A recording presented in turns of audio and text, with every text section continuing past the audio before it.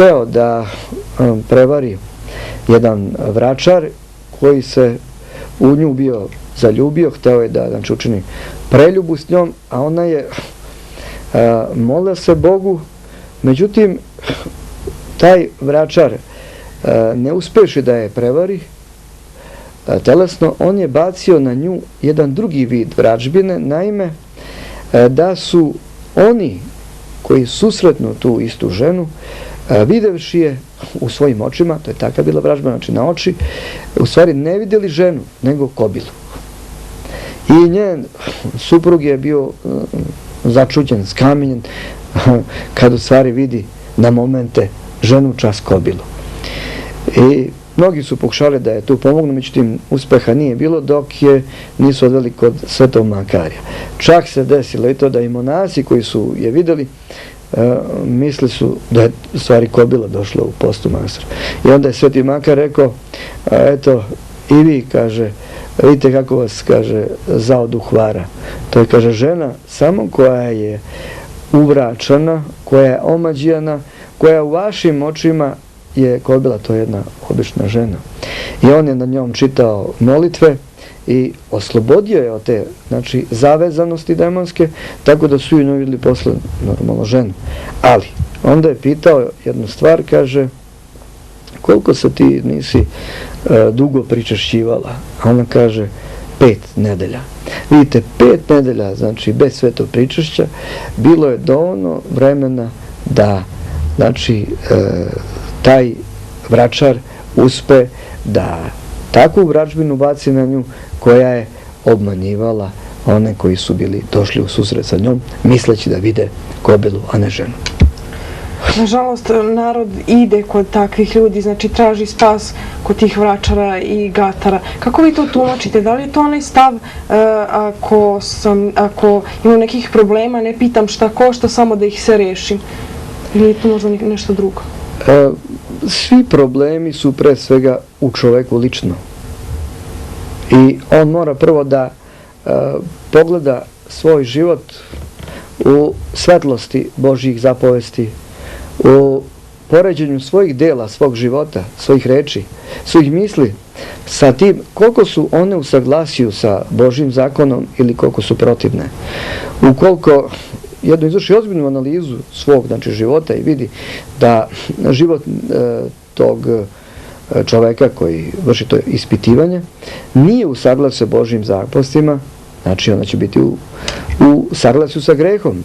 A ko je u stvari greh? Je đavo. Đavo je uzročnik greha i koji čoveka navodi na zlo i čovek odstupivši od Boga postaje rob đavolu i u njega se prosto slivaju demonske sile i sa njim počinju da gospodare. Jedino oslobođenje od tih demonskih sila može dati, znači, crkva, može dati Hristos, koji i oprašta svim istinskim pokajnicima. Tu je izlaz. Međutim, đavo, da bi prevario ljude, da oni ne dođu u kontakt sa crkvom, sa Gospodom Isusom Hristom, on ih šalje na sve druge strane, samo, znači, da ne dođu u istinsku bolnicu. I ako se možda sećate prošle emisije, ja sam pominjao slučaj Azemi Minavere, koja je dolazila uz očište u blizinu Svetih Vrača i koje je demon sam govorio, svuda možeš da ideš, idi i u džamiju, idi i kod vračara i gatara, samo nemoj da ideš u crkvu.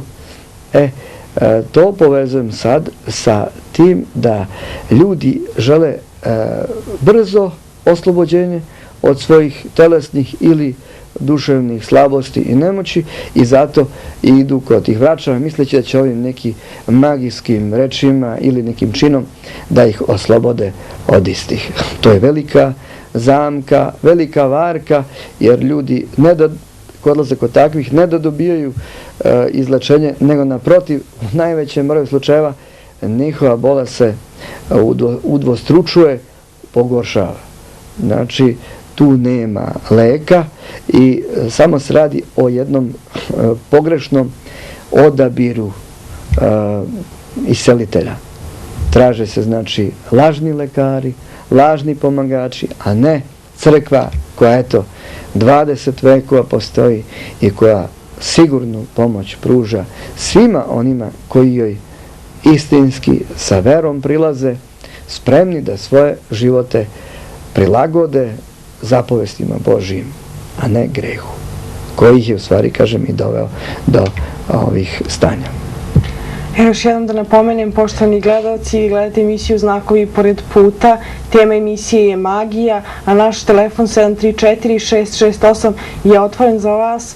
Gost je protosinđel Jovan koji je spreman da odgovori na sva vaša pitanja.